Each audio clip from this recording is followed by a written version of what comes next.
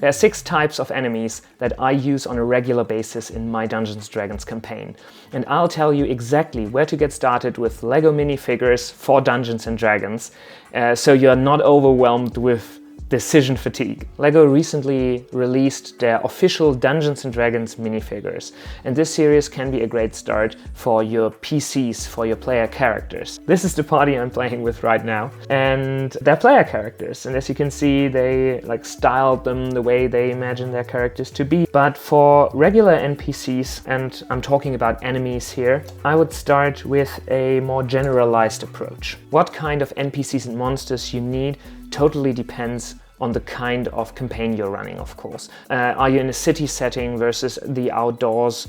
Are you in a fantasy setting or a sci-fi setting? So I'm trying to make this as general as possible so you can apply it to your particular needs. The exact amount of minifigures to get, of course, depends on your party size. I'm always trying to do a around 1-to-1 match when they face up against enemies. A good starting point is having the typical archetypes of enemies that your party will encounter. For example, guards. So these guards are based on the Falcon faction of the castle theme. And as you can see, I didn't do them too uniform. I tried to give them some character. One, to make the world feel more alive and bigger, and also to tell them apart on the table at a quick glance. And this is very easily done through pick a brick, or maybe you have some parts available from a set. So having some guards, like around 3 to 4 to 5, depending on your party size, makes sense in my opinion. Besides guards, I feel that having some bandits or a thieves guild also makes sense in most settings, no matter if you're in the outside or in the city. And as a little addition, because I got the minifigures from the Dungeons & Dragons set, a druid in here makes total sense. Have a magic caster in there as well. Not only having melee fighters, but also having a magic person with your enemies makes for more interesting fights. I would definitely suggest you get a small collection of different weapons through Pick a Brick or Bricklink, so you can have some variety on that.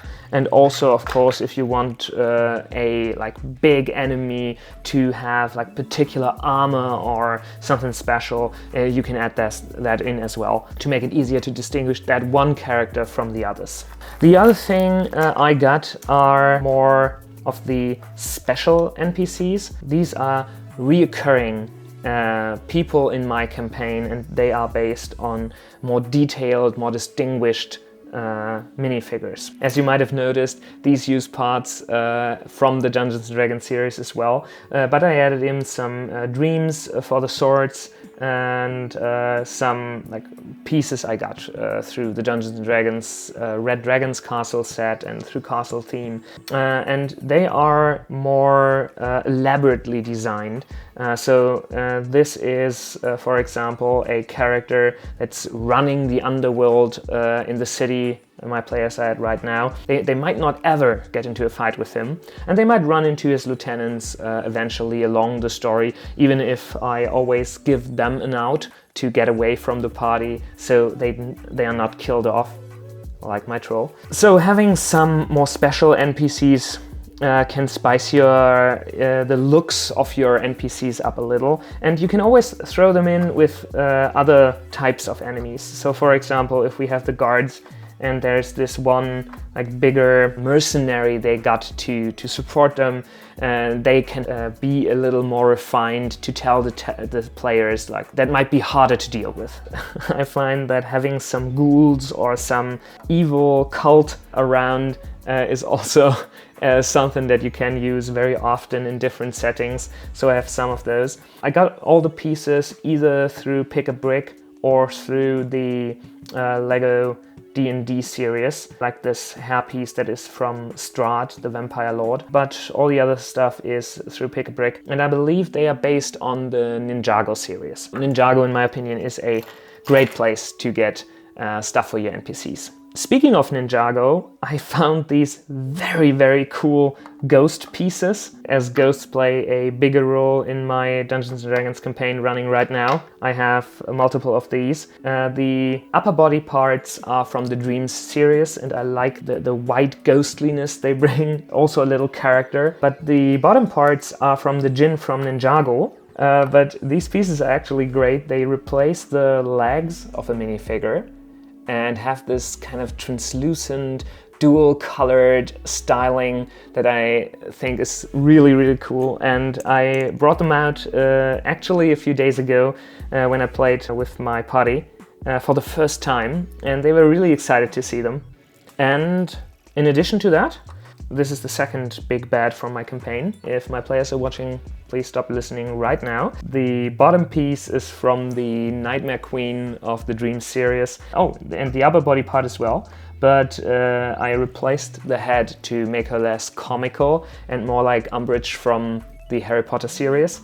And she's a warlock. She has the warlock staff from the Dungeons & Dragons minifigure series. I think it makes her really stick out as a big bad in this setup. And this does not replace the legs, so it can be an effect or spell that she casts during a fight. I totally forgot, but you might need some skeletons in your campaign. From my childhood, these skeletons were like flappity-floppity. You couldn't really have them carry weapons. But the newer skeletons, also, I think you can get them through Pick a Brick. These are from the Red Dragon's Castle set. I've been told that also having some goblins or some bugbears or something like that can be very cool. They are not prevalent in my campaign as much, so I don't have them yet. And I haven't really figured out getting goblins for cheap, because they are usually part of a Harry Potter set or a Lord of the Rings set or something like that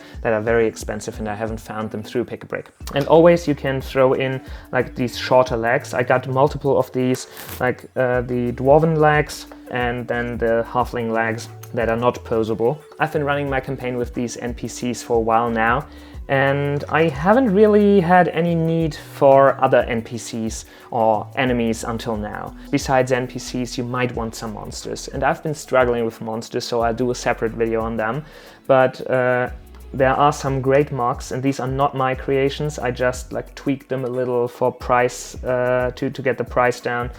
I'll link the MOCs in the description, having some monsters that are also standard, so like a giant spider or a troll you can throw in a lot of the times, so that's why I built them. And I want to do multiple of the trolls, just in different colors, to also have them like a little ambush setup or something like that. And then there are like bigger monsters, of course, like the more special kinds. I have this corpse flower, for example. I got the idea when I received the gift with purchase for, I think, the Dungeons & Dragons set in summer.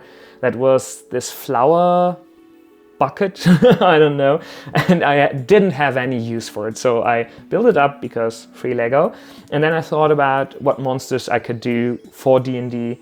And yeah, I'm planning a corpse flower scene on a graveyard. So if you don't know, corpse flowers usually grow on the graves of liches or other evil types. And they are very cool monsters because they can basically vomit out skeletons. They have a decent amount of skeletons that they've eaten in the past. I think it's a 1d6. And you can dispatch these skeletons as aid in the fight during the fight, which I find very cool. And they have also other very cool capabilities, like a stench of death, where people get nauseous when they are around. To get started, having some NPCs as humanoids is the easiest way, because minifigures are pretty cheap compared to alternatives. But if your party is higher level, at one point you will need some monsters. And I think you can get very creative with that, with Lego as well. Let me know in the comments, what are your favorite minifigures that you use for your Dungeons & Dragons play? I hope this video was helpful to you, and I'll see you in the next one. Bye!